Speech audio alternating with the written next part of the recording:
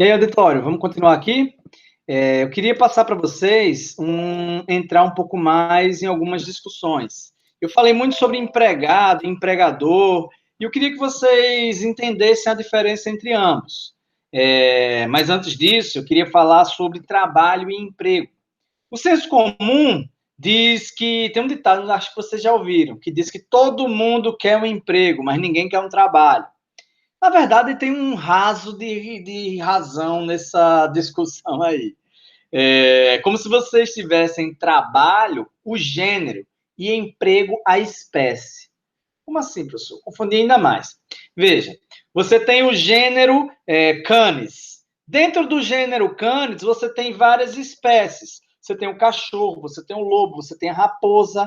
Assim como dentro do gênero trabalho, você tem várias espécies. Você tem a espécie do trabalho autônomo, você tem a espécie do trabalho estagiário, a espécie do trabalho profissional, a espécie do trabalho prisional, a espécie do trabalho institucional e a espécie emprego, que é, inclusive, a mais comum. Inclusive, quando a gente for conversar sobre a CLT, emprego é vamos dizer assim, é a espécie mais utilizada, mais falada. Mas o que diabo é que é um empregador? Empregador é uma empresa individual ou coletiva que tem o risco da atividade econômica. Ela admite, assalaria, dirige a prestação pessoal do serviço. Isso diz o nosso artigo 2º da CLT. Basicamente, o empregador é aquele que assume o risco de colocar aquela exploração do trabalho, aquela exploração dos recursos, aquela atividade econômica para frente. Ele assume o risco disto. O empregado, por sua vez, é aquela pessoa física que faz aquele trabalho pessoalmente e ele tem alguns requisitos. São 5. Existe uma maneira bem, vamos dizer assim, didática da gente falar sobre isso, é você colocar na perspectiva do penso. Essa ideia não é minha, é de outro professor, mas eu trago aqui para vocês. Primeira, pessoalidade. O empregado, ele deve fazer a prestação do serviço pessoalmente. Ele não pode mandar o irmão, o primo, alguém dele para fazer aquilo. Ele é o empregado. Ele é o responsável pela prestação daquele serviço. Outro ponto é que tem que ser uma pessoa física. Ou seja, um CNPJ não pode ser um empregado. Um CNPJ, por mais que ele possa ser contratado para realizar um determinado serviço, ele não faz isso enquanto empregado, ele faz isso enquanto empresa. Há uma diferença abissal nisso, pelo menos do ponto de vista do direito do trabalho e os, vamos dizer assim, deveres e obrigações que são envolvidos.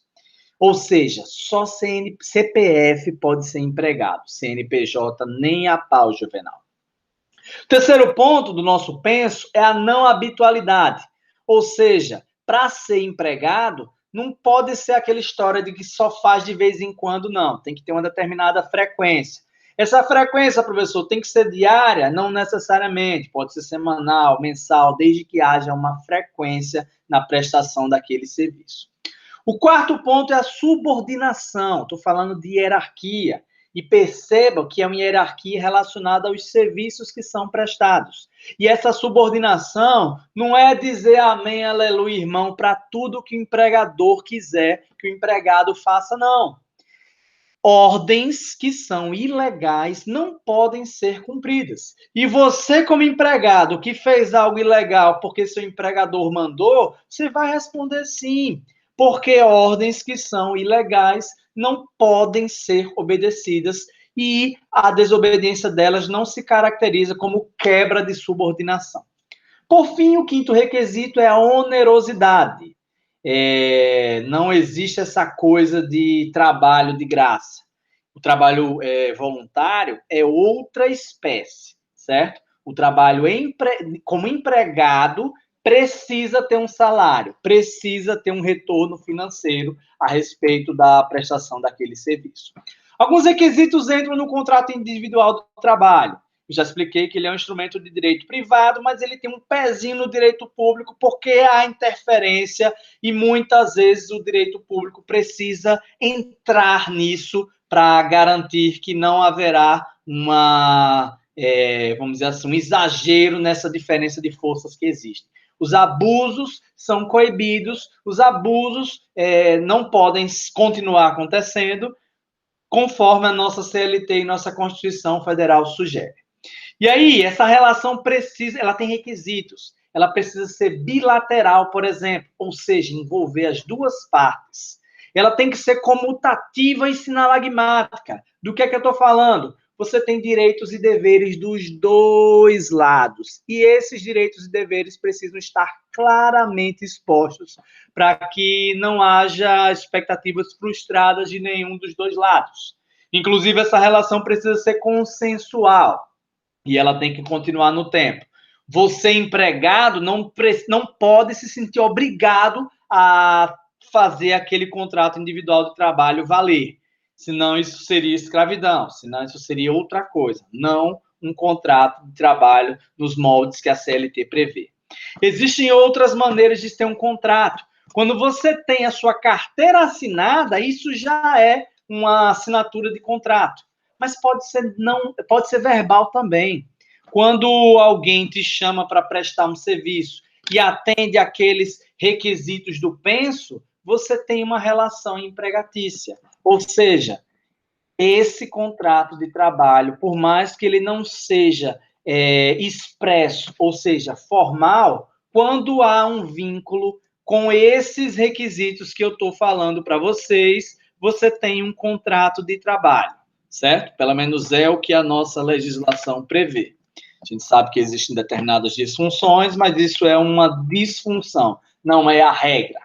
Para um contrato individual de trabalho formalmente atender todos os seus requisitos, veja que eu acabei de dizer que o verbal existe, mas ele, na hora de você resolver conflitos entre empregado e empregador, ele, vamos dizer assim, dá uma certa dorzinha de cabeça. Se você não quer passar por esses problemas, é bom você atentar aos requisitos para um contrato individual de trabalho ter validade expressa.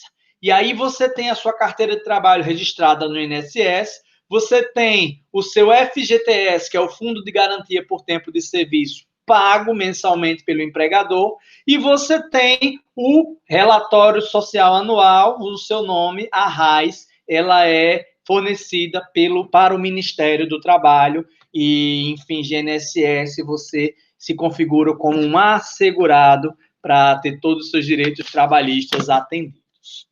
Sobre jornada de trabalho, pessoal, é importante falar que ela pode ser no máximo de 8 horas diárias, com uma ressalva.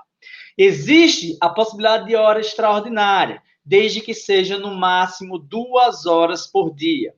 E aí você tem 44 horas semanais, pode ser menos, é claro, seu empregador pode contratar você para trabalhar 4 horas, para trabalhar 2 horas. O que ele não pode é contratar você para trabalhar 12 horas. 12 horas não pode, professor? Pode, se o teu regime de trabalho te possibilitar 36 horas de descanso. Algumas categorias profissionais já têm isso expressamente sugerido pelas convenções trabalhistas. Pessoal da saúde, pessoal da segurança, é bem comum. Mas a regra geral são, no máximo, 8 horas diárias, que vão ser, no máximo, 44 semanais. Se você considerar, depende, existem vários tipos de regime de trabalho, né? Você tem gente que trabalha 8 horas de segunda a sexta, com um regime diferente no sábado, isso é bem comum. Falando no sábado, existe a regra do repouso semanal remunerado. Ele é preferencialmente aos domingos. Isso aqui está dizendo que, via de regra, o trabalhador tem direito a um dia de descanso semanal.